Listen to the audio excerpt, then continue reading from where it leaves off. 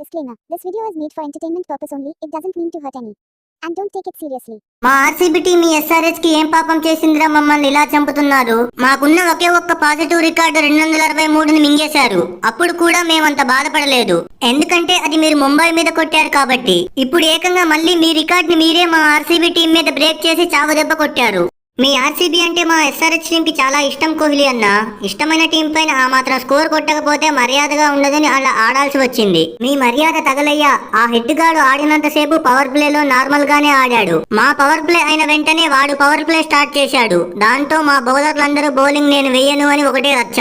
ఆ head గాడిని world cup mood లో నుంచి కొంచెం బయటికి రమ్మని చెప్పండిరా, మరీ వైలెంట్ గా ఉన్నాడు. అది కాదు కోహ్లీ, మేము 287 కొట్టినా డిఫరెన్స్ 25 మాత్రమే వచ్చింది. అదే మేము నార్మల్ గా ఆడి 250 కొట్టినా మీరు ఈజీగా గెలిచేవాళ్ళు. అందుకే మా వాళ్ళు అందరూ కలిసి అలా కొట్టేశాం. మరి మా బౌలర్స్ కూడా మీ వాళ్ళలాగానే చూసావుగా ఎలా కొట్టించుకుంటున్నారో. అందుకే మా బ్యాటింగ్ తో వీలైనన్ని రన్స్ కొడుతున్నాం, లేకపోతే మా వాళ్ళు కూడా ఎంతైనా కొట్టిస్తారు. అప్పటికే దినేష్ కార్తిక్ మా బౌలర్స్ ని ప్యాంట్ తడిపాడు. ఈ రేంజ్ ప్లేయర్ నా మీ ఫ్యాన్స్ మొన్నటిదాకా ట్రోల్ చేశారు. ఈసారి దినేష్ కార్తిక్ కి T20 వరల్డ్ కప్ లో ఛాన్స్ రాకపోతే మాకు ఇచ్చేయండి, మా టీంలో పెట్టుకుంటాం. లేకపోతే మేము అంత స్కోర్ కొట్టినా కేవలం 25 రన్స్ డిఫరెన్స్ పెట్టాడంటే మామూలోడు కాదు మనోడు. థ్యాంక్స్ నా టాలెంట్ ని మీరు గుర్తించినందుకు. ఎందుకు నేను కూడా వరల్డ్ కప్ అప్పుడే మంచి ఫామ్ లోకి వస్తుంటాను. కానీ మా ఆర్సీబీలో మా బౌలర్స్ పుణ్యంతో ఎంత ఫినిష్ చేద్దామన్నా అంతకు మించి స్కోర్ ని ఇచ్చి అపోనెంట్స్ ని గెలిపిస్తారు. మాకు మా ఫ్యాన్స్ కి ఇలాంటివి కామనే. మీరైనా మంచిగా ఆడి ఈ సీజన్ లో కప్పు కొట్టండి. ఒకవైపు మీ రికార్డ్స్ అన్ని చెరిపేస్తూ వెళ్తున్నా మా ఎస్ఆర్హెచ్ టీం ని మంచిగా ఆడి ఈ సీజన్ లో కప్పు కొట్టాలి అని చెప్తున్నావంటే నువ్వు మామూలోడివి కాదు దినేష్ అన్న. నీలాంటి వాడు మా ఎస్ఆర్హెచ్ టీం లో లేనందుకు బాధగా ఉంది. మా బౌలర్స్ ఒక్క ఓవర్ మంచిగా వేసినా మ్యాచ్ ని గెలిపించేవాడిని. అందరిది ఒక లెక్క అయితే మన టాప్ లీగ్ ఆడిది ఒక లెక్క.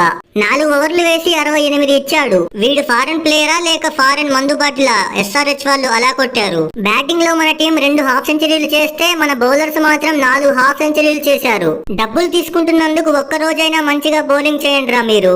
మీ ఎస్ఆర్హెచ్ వాళ్ళు కొట్టిన స్కోర్ చూసి వచ్చిన బాధ కంటే మా టీంలో 3 మంచి బ్యాట్స్మెన్లు మాత్రమే ఉన్నారు అనే బాధే ఎక్కువగా ఉంది. ప్రతి టీంలో ఇంపాక్ట్ ప్లేయర్ తో కలిపి మినిమం 7 బ్యాట్స్మెన్లు ఉన్నారు. మా టీంలో ఇంపాక్ట్ ప్లేయర్ ఉన్నా లేకున్నా 3 బ్యాట్స్మెన్లే కనబడుతున్నారు. అయినా 25 రన్స్ డిఫరెన్స్ తోనే ఓడిపోయామంటే మా ఆర్సీబీ గ్రేట్ అనే చెప్పుకోవాలి. అప్పటికి మన బ్యాటింగ్ లో ఇంప్రూవ్మెంట్ ఉండాలని మ్యాక్స్వెల్ గాడిని తీసి చౌహాన్ గాడిని పెట్టిన. వాడు కూడా మ్యాక్స్వెల్ గాడి లాగా ఫస్ట్ బాల్ కే డక్అవుట్ అయ్యాడు. అసలు ఇలాంటి ప్లేయర్స్ నేను ఎక్కడా చూడలేదు, కానీ మన మేనేజ్మెంట్ కి ఎక్కడ దొరుకుతారో తెలియదు ఇలాంటి వాళ్ళు. సరే ఇప్పుడంటే మీ టీంలో మంచి ప్లేయర్లు లేరు అంటున్నావు, ఓకే. ఒకప్పుడు మీ టీంలో Chris Gayle, AB de Villiers, KL Rahul, Watson ఇంతమంది ఉన్నా కూడా ఒక్క ట్రోఫీ కూడా రాలేదు. అందుకే ఈ ప్రాబ్లం టీం పేరులోనే ఉంది. వీళ్ళ తప్పేమీ లేదు.